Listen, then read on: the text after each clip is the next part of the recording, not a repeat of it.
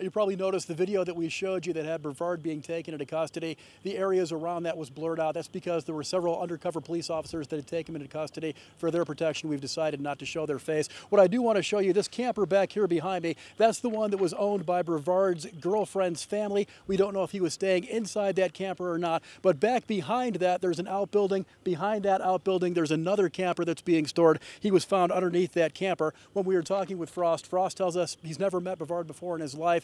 In fact, he says he lives in Urbandale. Yesterday, he had gotten the call and seen on the news that that Brevard had escaped, so he had locked up all of his doors and windows. He said he never imagined that Brevard would wind up here at his father's property. Yeah, a lot of people didn't. Aaron, really quickly, the Polk County Sheriff's Office tells us that Brevard may have suffered some injuries, perhaps by the police dogs. Did he appear to be hurt when he was taken into custody?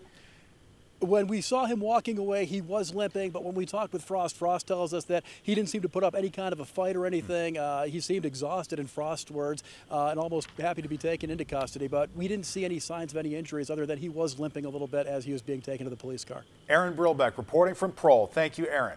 Valerie tells us one after another, Randy fired 4 shots, here, here, here, and over here, to try to wipe out the locks before he kicked in the door.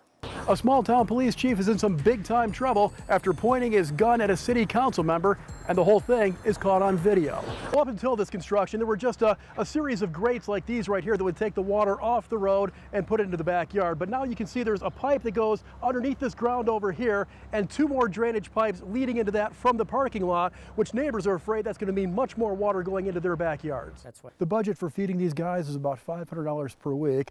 The farm did have plenty of hay, but much of it was destroyed in the fire. The manager tells us he's going to be spending the next week taking care of those little aesthetic issues, like cleaning up more of this area and doing some painting.